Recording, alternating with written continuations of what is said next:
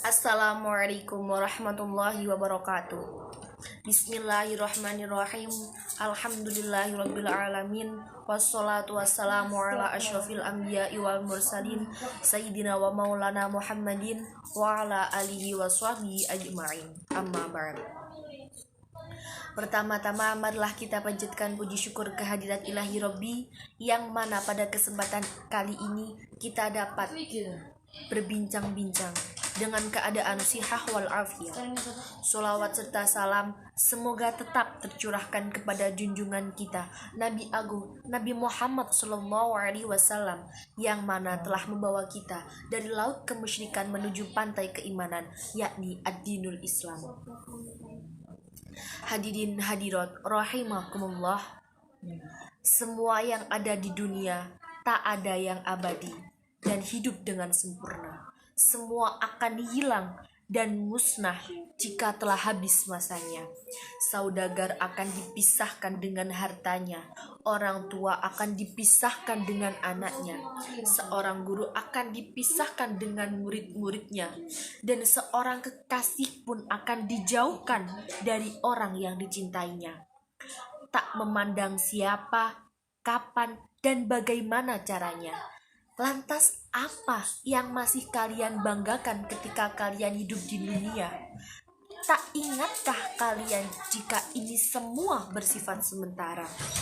Dalam pertemuan yang dirahmati Allah ini, kita akan belajar bersama tentang cukuplah kematian sebagai nasihat. Allah Subhanahu wa Ta'ala telah berfirman dalam surat Al-Ankabut ayat 57 yang berbunyi,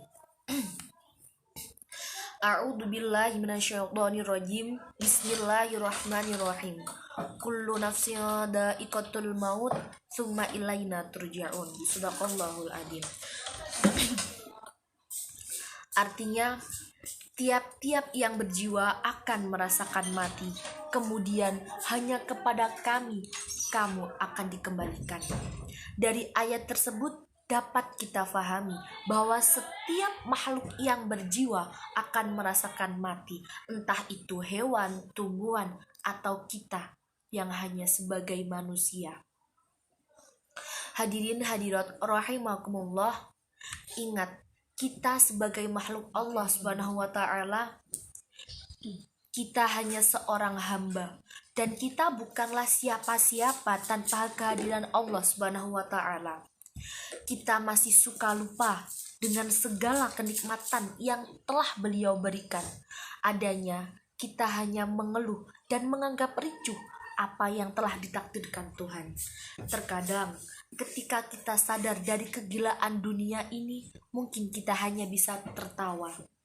Bayangkan saja, ketika kita lelah menghabiskan waktu dan tenaga, namun akhirnya kita kehilangan semua.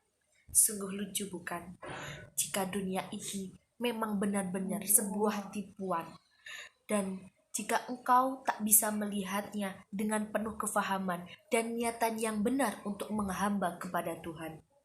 Hadirin hadirat rahimakumullah, jangan bangga kalian dikagumi manusia di dunia, namun lalai dalam ibadah kepada Tuhannya. Banyak yang mengagumi dunia di dunia belum tentu dikenal oleh malaikat di akhirat kelak. Apalah daya jika kedatanganmu nanti di akhirat hanya dianggap sebagai angin lewat oleh malaikat. Sungguh naudzubillah.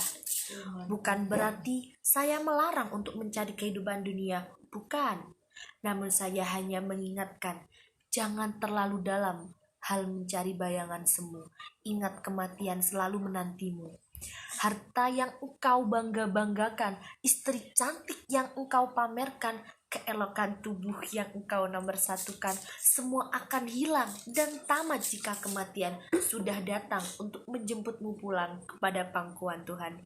Tak ada lagi yang bisa menemani, hanya sepetak tanah sempit dan beberapa kain nori yang engkau miliki. Hadirin hadirat rahimakumullah, bukan perkara mudah mempertanggungjawabkan segala amalan yang telah kita lakukan di dunia ini. Apapun Sekecil apapun dosa yang kamu lakukan akan dibalas dengan siksaan yang sesuai menurut Tuhan. Dan sekecil apapun kebaikan yang engkau lakukan, bahkan masih menjadi sebuah niatan, akan dibayarkan dengan imbalan yang sesuai di mata Tuhan. Dunia ini hanyalah sebuah jalan, teman-teman. Rumah kita bukan di sini, bukanlah rumah kita. Kita hanya sedang diuji untuk menuju kehidupan yang abadi. Jangan engkau terlalu menikmati kesenangan dunia hingga membuatmu terlena akan kehidupanmu yang akan datang sesungguhnya. Saudara-saudaraku seiman, tahukah kalian betapa sakitnya ketika nyawa dipisahkan dengan raga? Baginda Rasulullah Shallallahu Alaihi Wasallam yang menjadi orang paling utama di dunia dan meninggalnya merupakan musibah terbesar pada masanya, bahkan juga kesedihan para malaikat yang menjemputnya, bahkan dunia serta seisinya. Beliau pun masih merasakan sakit atas lepasnya nyawa dari sebuah raga. Padahal sungguh jelas bahwa beliau fitrahnya suci jiwa dan raganya. Kalau sudah seperti itu, lantas bagaimana dengan kita yang hanya seorang hamba yang masih sering lupa dan terlena akan keindahan dunia yang fana dan masih banyak berlumuran dosa? Sudah pasti sakitnya berlipat ganda dan sungguh sangat luar biasa dengan apa yang dirasakan oleh Rasulullah Shallallahu Alaihi Wasallam. Ada seorang ulama yang mengibaratkan sakitnya sebagaimana kambing yang dikuliti. Ada juga yang menggambarkan seperti dipotong menggunakan sebilah pedang dan dilakukan secara berulang-ulang. Na'udzubillah.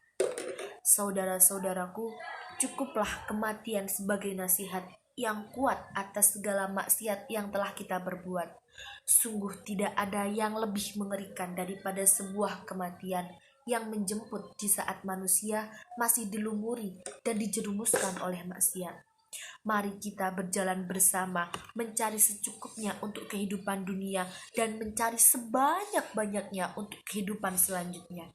Jika kiranya kita mulai lupa dengan apa niat kita dihidupkan di dunia, maka itu hal yang biasa, namun tidak untuk dilestarikan adanya. Segera buang apa yang membuatmu tersiksa nantinya. Segera menjauh dari segala keburukan yang ada. Ingat selalu, jika di saat kematian itu datang, tak ada seorang pun yang dapat membantumu dan memberitahumu arah jalan pulang. Sebelum nasi menjadi bubur, baiknya jika engkau segera pergi dari salah dan segera kembali untuk bersyukur kepada Sang Ilahi. Kiranya demikian apa yang dapat saya sampaikan. Mohon maaf jika ada kekurangan dan kesalahan. Wabillahi taufik wal hidayah, waridho wal inayah. Wassalamualaikum warahmatullahi wabarakatuh.